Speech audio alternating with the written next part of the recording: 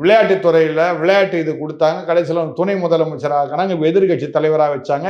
எதிர்கட்சி தலைவராக இருந்து எதை பேசணும் சட்டசபையில், முதல் சட்டசபையில் முதல் நாளில் இதை பேசி, இதுல என்ன தெரியுது, நீ அமைச்சராக இருக்கவும் லாய்க்கு இல்லை, எதிர்கட்சி தலைவராக இருக்கவும் லாய்க்கு இல்லை, நீ ஒரு எம்எல்ஏவா இருக்க கூட லாய்க்கு இல்லை, அரசியல்வாதி என்று சொல்வதற்கு கூட தகுதி இல்லாதவனா நீ இருக்கிற. சனாதனத்தை ஒழிப்பன்னு சொல்ல இப்போ அவங்க 2வது இடத்துக்கு எதிர்கட்சியாக போய் உட்காந்துட்டாங்க. சரிங்களா? இப்போ சட்டசபையில் உட்காந்துக்கிட்டு ஒரு எதிர்கட்சி தலைவராக சனாதனத்தை ஒழிப்பன்னு சொன்னால் மொத்தத்தில் சட்டசபைக்கு நம்ம வரவே முடியாத நிலைக்கு மக்கள் அவங்கள கொண்டு போய் விட்டுருவாங்க. பெரும்பான்மை மக்கள் இந்துக்கள் தானே தமிழ்நாட்டில். அப்போ அவங்க எப்படி 70 தொகுதி வந்தாங்க? கூட்டணி கட்சி ஒரு 5 தொகுதி வந்துச்சு, இல்லை 10 தொகுதி வந்துச்சுன்னு வச்சுக்கிடுங்க. 70 தொகுதி பெரும்பான்மை நீங்கள் தான்.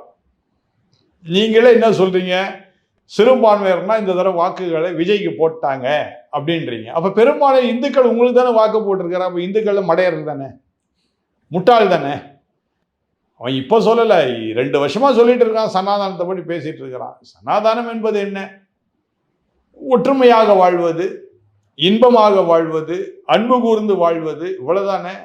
அப்போ சனாதனத்தை ஒழிப்பன்னு சொன்னா என்ன அர்த்தம்? உனக்கு அன்பை ஒழிக்க போற, ஒற்றுமையை நீ கலைக்க போற, யாரும் ஒற்றுமை இருக்கக்கூடாது என்கின்ற சிந்தனையோடு தான் நீ பேசுற.